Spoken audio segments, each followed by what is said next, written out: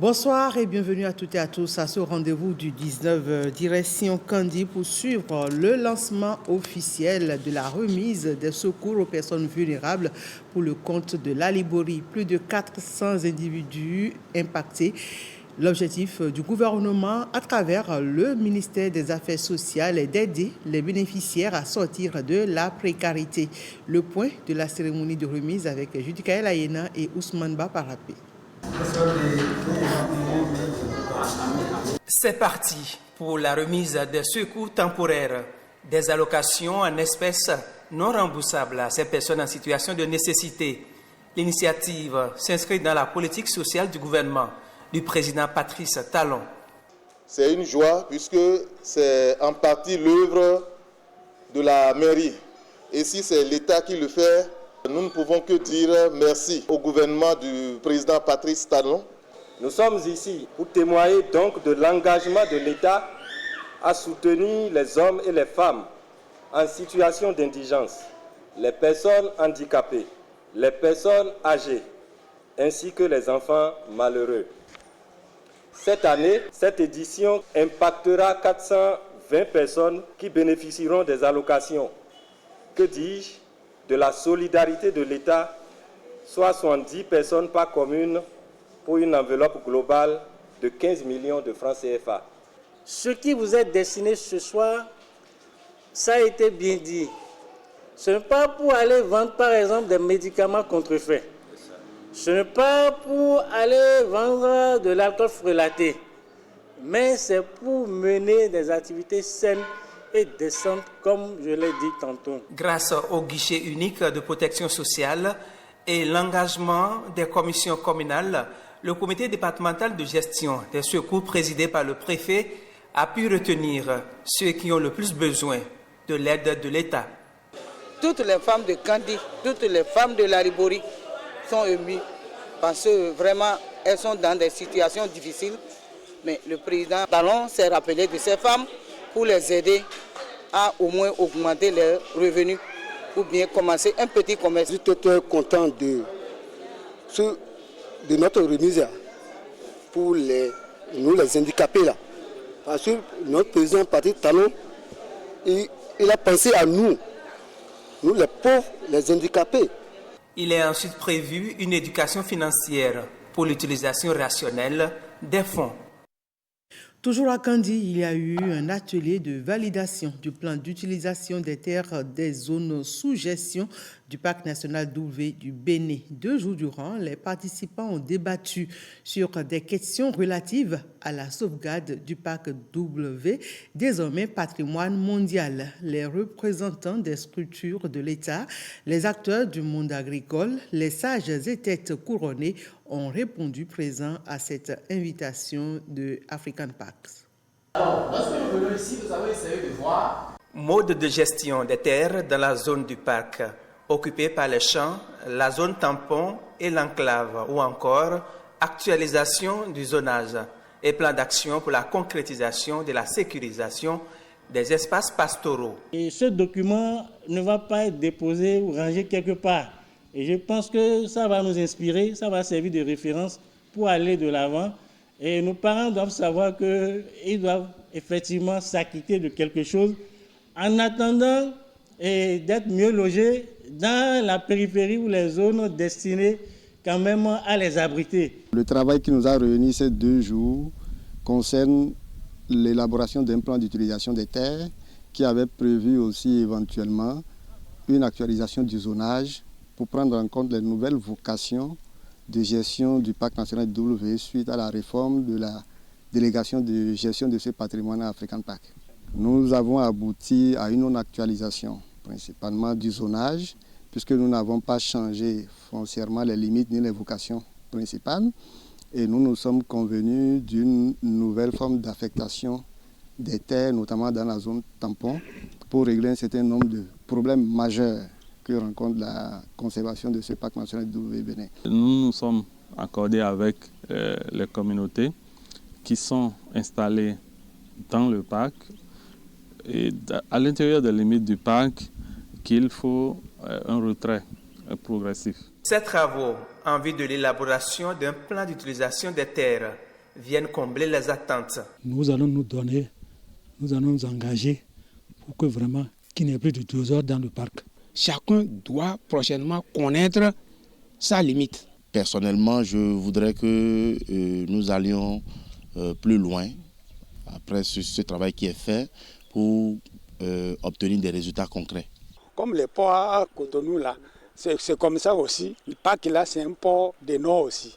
On doit en tenir le parc là avec le 2 mai et on doit sensibiliser les gens. La zone tampon, l'espace de 5 km autour du parc, ne sera plus objet de conflit suite à l'application des résolutions. La gestion des conflits, le Haut Commissariat à la sédentarisation des éleveurs en fait une préoccupation majeure bien sûr. À Kandi, plusieurs acteurs étaient conviés à une formation de 72 heures et c'est à travers la mise en œuvre du programme d'appui aux initiatives dans le secteur de l'élevage et de la cohésion sociale. Reportage. Renforcement des capacités des acteurs impliqués dans le processus de maintien de la paix. 3 jours d'échanges sur la gestion des programmes sensibles au conflit. Gestion de programmes sensibles au conflit. Et donc c'est un outil qui va permettre d'impulser une dynamique de cohésion sociale au niveau de nos communautés. Ils ont reçu des outils qui permettent soit de prévenir, soit d'atténuer et soit d'anticiper. Et donc par rapport à la survenue des conflits. Et à notre retour, nous allons faire la restitution et tout l'accompagnement nécessaire. Cette formation a été caractérisée par une approche que nous avons appréciée beaucoup. Il s'agit de l'approche participative où nous, participants, nous avons été mis au cœur, n'est-ce pas, de la formation. Et nous avons fait la formation à travers des études de cas, des questions-réponses, des échanges et l'ambiance a été très conviviale, ce qui nous a permis à la fin de sortir avec notre plan d'action.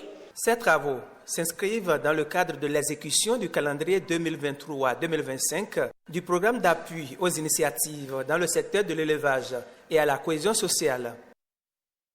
Kopargo, Wake, Basila, Djougou auront bientôt un nouveau plan de développement communal. Il s'agit du PDC 4 qui était au cœur de la deuxième session ordinaire du Conseil départemental de concertation et de coordination.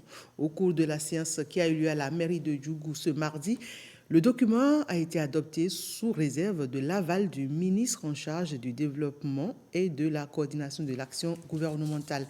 Plus de précisions avec Jean-Claude James.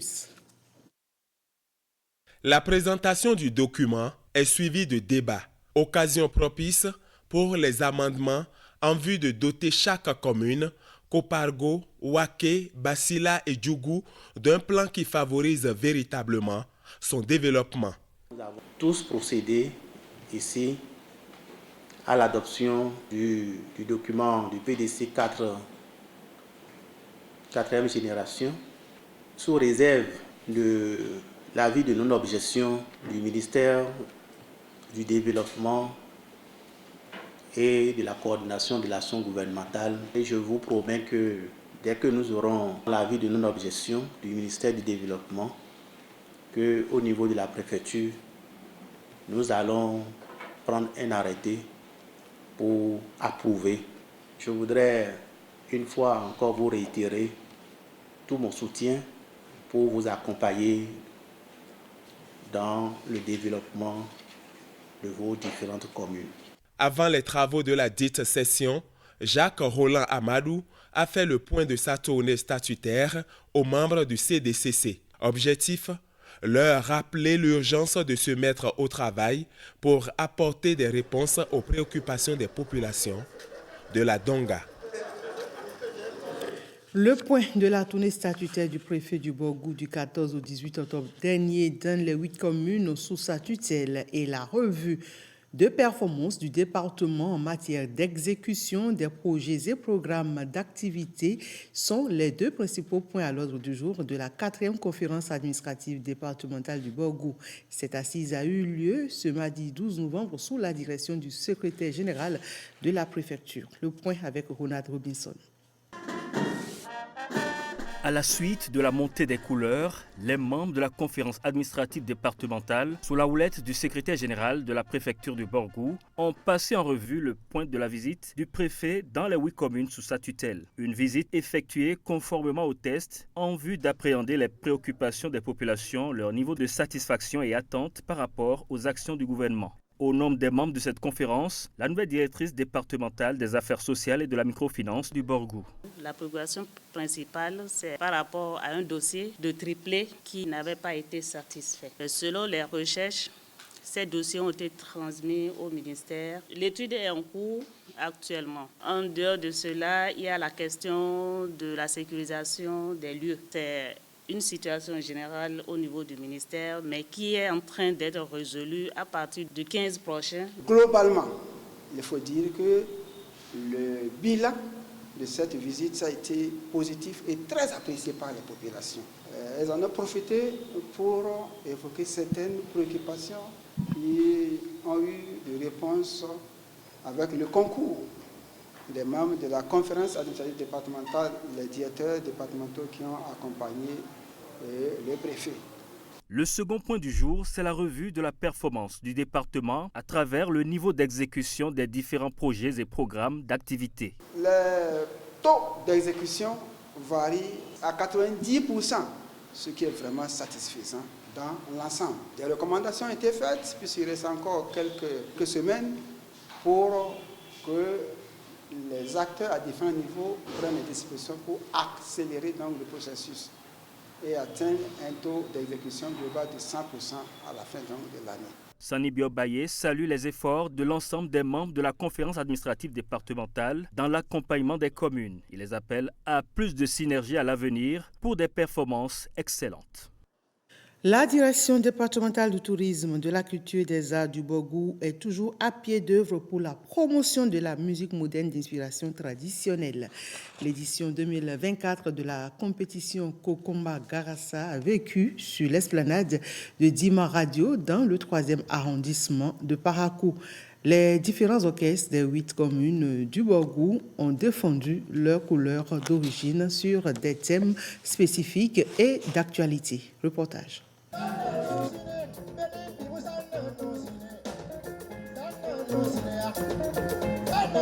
Du Konkoma, tel aux origines, le public paraquois raffole toujours. La raison, la pertinence des messages distillés, soutenus par une musique qui force la danse. C'est ce qu'a compris la direction départementale du tourisme, de la culture et des arts du Borgou en initiant Konkoma Garassa.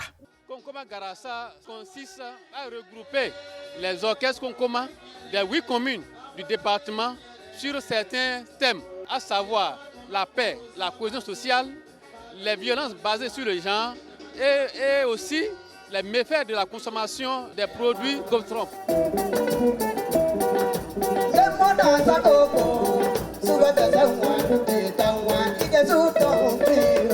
Après plus de 3 heures de compétition, 3 titres de 5 minutes chacun et pour chaque orchestre, ceci sous les ovations d'un public bien averti, le jury avec tant de peine finit par délibérer. L'orchestre de Kalalé d'Anganzi. 3e, le 2e est l'orchestre de Fambouré de la commune de Sinandé. Et le premier, c'est l'orchestre de Baoussi dans la commune de Niki avec 17,83.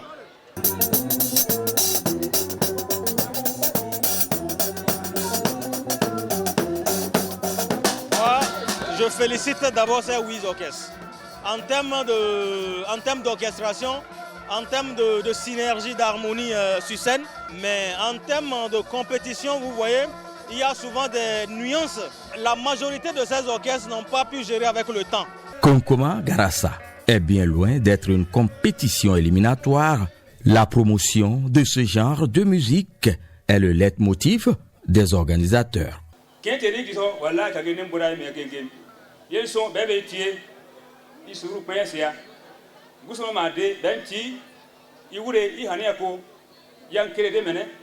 Les autres compétiteurs sont repartis avec des enveloppes non moins importantes. Sierra.